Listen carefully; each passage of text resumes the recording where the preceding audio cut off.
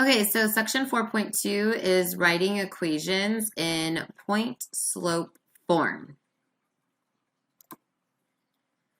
So your learning targets are that you will be able to write an equation of a line given its slope and a point on the line, and you will be able to write an equation of the line given 2 points on the line.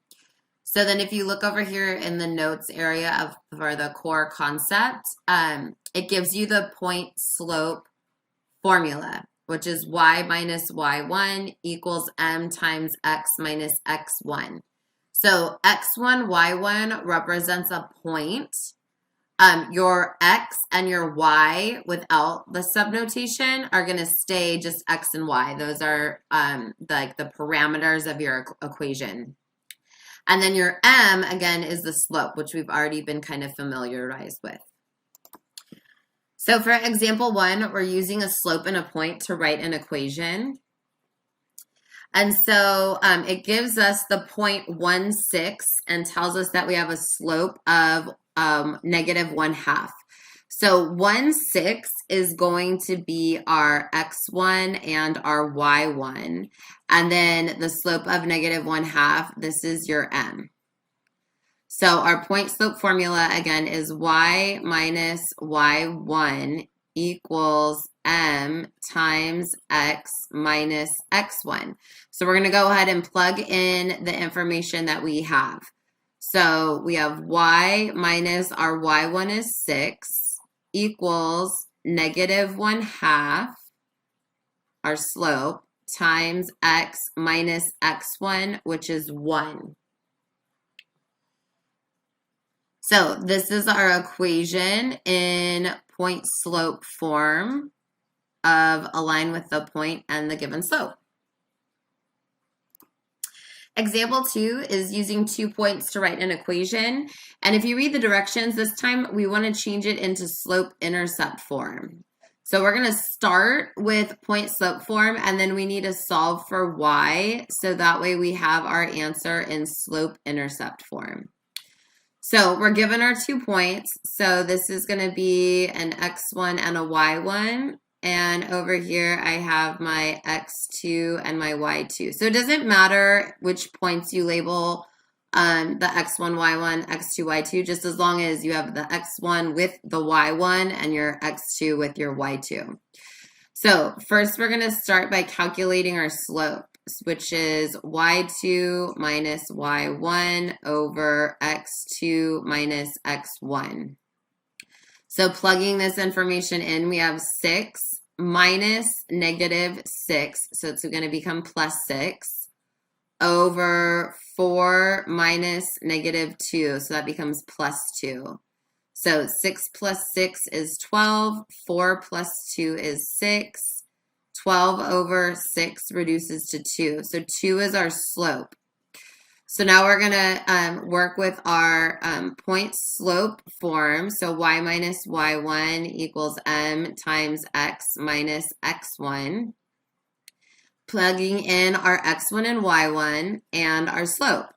So we have y minus negative 6, so that's going to become plus 6, equals 2 times x minus negative 2, so that becomes plus 2. So then here we're going to distribute this 2 to both of these terms in the parentheses. So I'm going to bring down my y plus 6.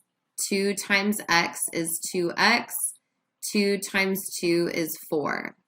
And then finally, we want to get this y by itself. So we're going to subtract the 6 from both sides.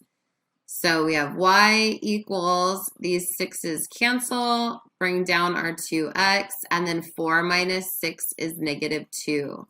So our answer in slope-intercept form is y equals 2x minus 2. So for example 3, we're writing a linear function. And so it gives us f of 8 is negative 1 and f of 6 is 0. So remember, when we're given function notation, the first thing we want to do is convert these into points. So I have the point 8, negative 1, and I have the point 6, 0. So again, I'm going to label these my x1 and my y1. my x2 and my y2. So notice the 0 is in the y's position. So this is not your y-intercept. This is actually your x-intercept. So we don't have like a special point given here.